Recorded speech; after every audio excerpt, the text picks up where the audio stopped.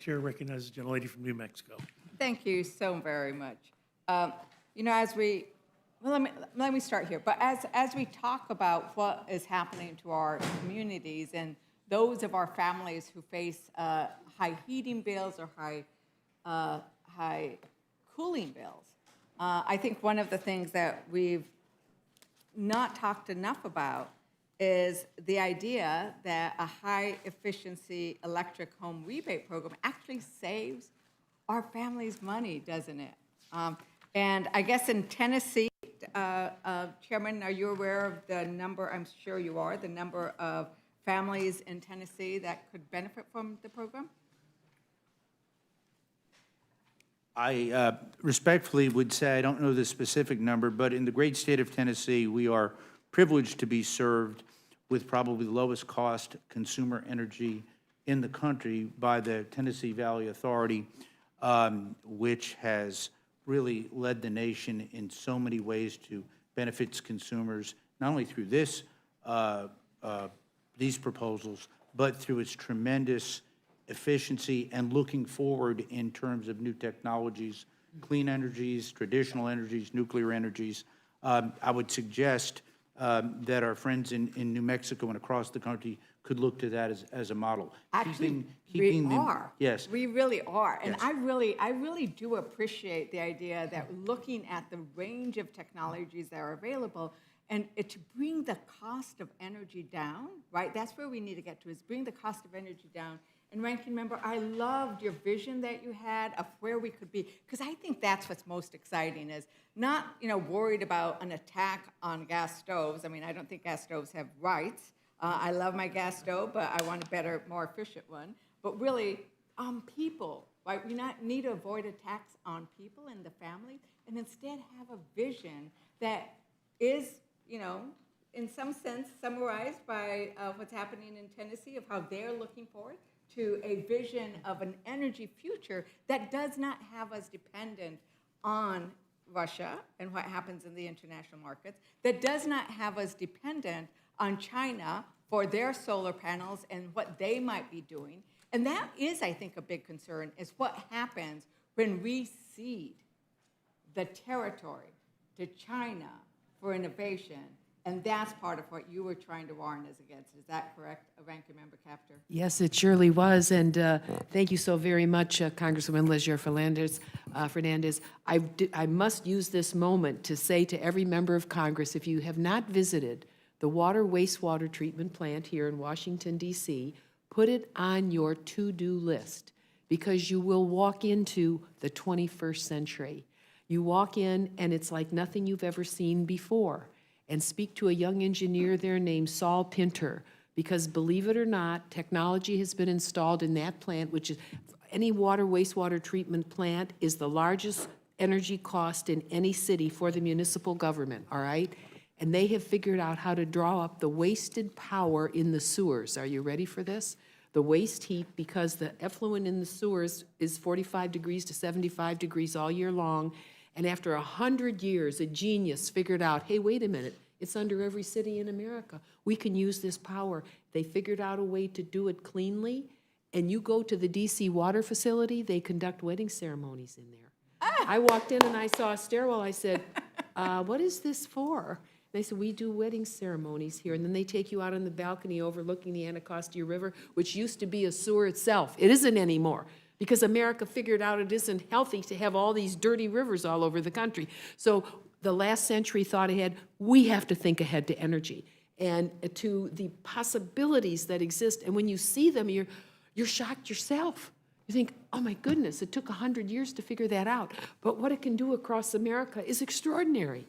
And that's what we were trying to capture with both the CHIPS and Science Act and the Inflation Reduction Act, where we were saying we need to use the power of the federal government. And I think something that's happened with the several last weeks is I think the nation is very aware of the importance of the federal government. They did not want us to shut down. And they did not want us to shut down, not just because kids would be kicked out of Head Start, because of no paychecks for our troops, but also the contracting and the investing and incentivizing that we will be doing I'm seeing that in New Mexico. I'm pretty darn excited. You know, I've been going to solar and wind turbine manufacturing plants openings. You have a lot of manufacturing in your states. We do not have so much in New Mexico, but we could. And we are starting to see that. The electrified windows that you discussed in your opening, guess what? One version was invented in my district, and we hope will be manufactured in New Mexico by Ubiquity, and hopefully either in my county or in tribal lands. These are the possibilities and the opportunities that the Republicans' appropriations bill would cut. And that's what we are going to talk about and make sure that the American public knows that they would also know that in Tennessee, even though you might have the best, the lowest cost, we also would lose $83 million, so about 4,766 households would not be able to take advantage of lowering their costs. In New Mexico, we have about $44 million. 2,500 households could lower their costs, including in one of our districts that has some of the lowest energy costs because they left their old provider and said, we're going to use a lot of renewable energy. And they are the lowest energy costs of any others in my state. And it is this kind of innovation that we're looking at. One of the things that is really worrisome about these cuts is what it does to rural America. I see the bills that we passed last year as being bills with a vision for rural America that imagines that rural America isn't going to continue to fade and to lose population in places that we hold dear, that I hold dear because I come from a people of the land, that they're going to keep leaving, that we want them to stay. And I would assume that's the case in Tennessee, where you have all that beautiful land. That's the case everywhere. And part of my worry, and I'm going to try to talk a while because I wanted to ask Ranking Member Capter about the thought that when we build these wind farms, when we build, especially the wind farms, we are creating multiple sources of revenue for our ranchers. Because we know that in New Mexico, for example, we just put up a wind farm, the largest wind farm in the country, Corona. We dedicated a renewable energy line. I like to call it the Route 66 of renewable energy. Because we know those ranchers, 9 out of the last 10 years, they didn't make a profit. But when we put a wind farm on their farm and the cows can graze below it, that's an extra revenue source. And these kinds of cuts that are proposed in this bill and in the agriculture bill would hurt that. My goal is to keep that vision. So could you talk a little bit about that? Do you have enough water to talk about what these kinds of cuts are going to do for rural America? Because I've heard you talk about this before. Yes, well, first of all, thank you for what your state is doing. I'm so sorry. It's a little stuffy in this room. Yeah, we think the same thing too at times. Thank you very much. I think what is happening in rural America is so exciting.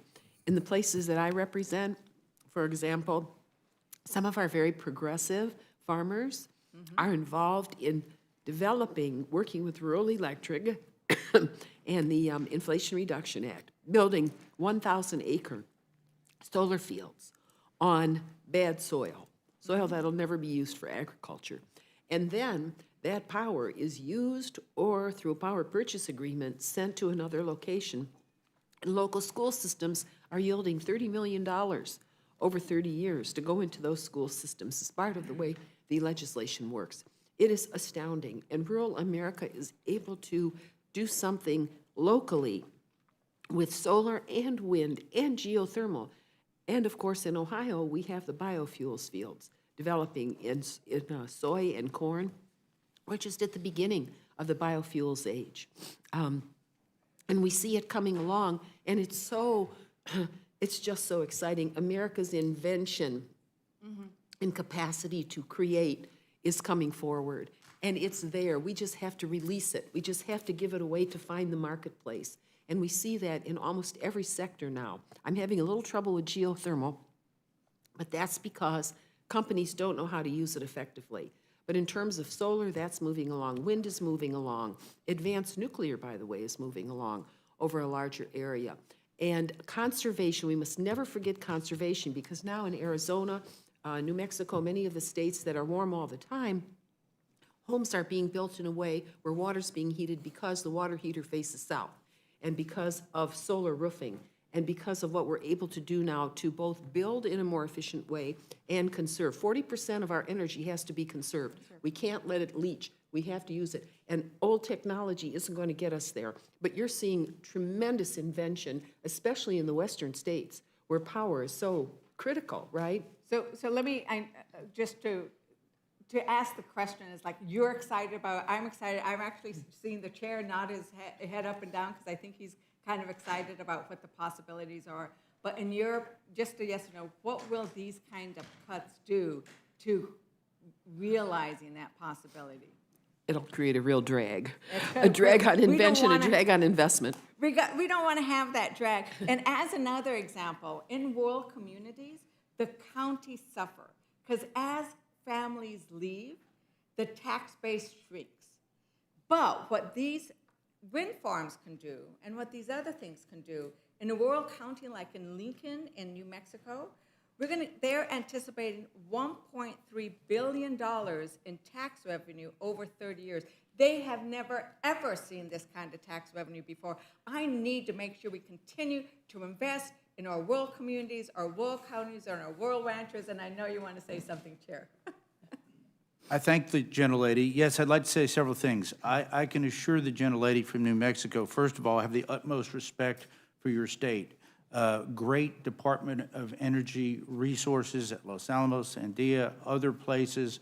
I've worked with your senators, particularly Senator Lujan, on a lot of issues across the DOE spectrum.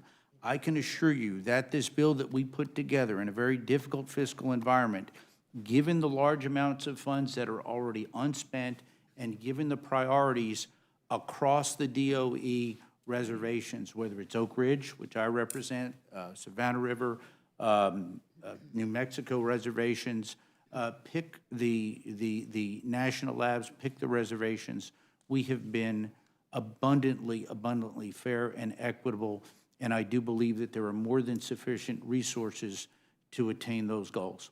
Well, thank you very much for being equitable with regards to the different national labs, and I truly do appreciate and look forward to working with you over the years, especially as we work with our national labs to be part of that innovation economy that we're going for. I'm hoping we get some of those innovation grants, Enchanted Innovation, New Mexico grants. But what I'm talking is this other piece of the rural component of what we can do in rural America with these new energy technologies. And I think that is really key. And I will leave it at this, is that the cuts that are made to this bill, together with the other appropriations bills that we've seen, are so inconsistent with the Fiscal Responsibility Act. So when we talk about constrained fiscal resources, we already made an agreement. It was negotiated, it was passed into law, it was signed by the Speaker of this chamber, sent over, signed by the head of the Senate, signed by the President, and this bill does not live up to that deal. It's about time that the House Republicans live up to the deal that we made, and I'm glad they did it. I'm thankful as well as that we did that on Saturday, but that is a problem. And Ranking Member Espaillat, thank you for the comment on diversity.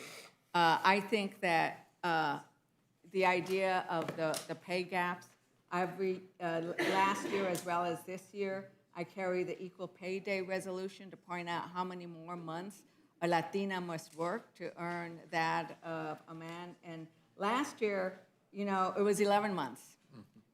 This year, an average Latina will not earn what an average white man does until the following year in January.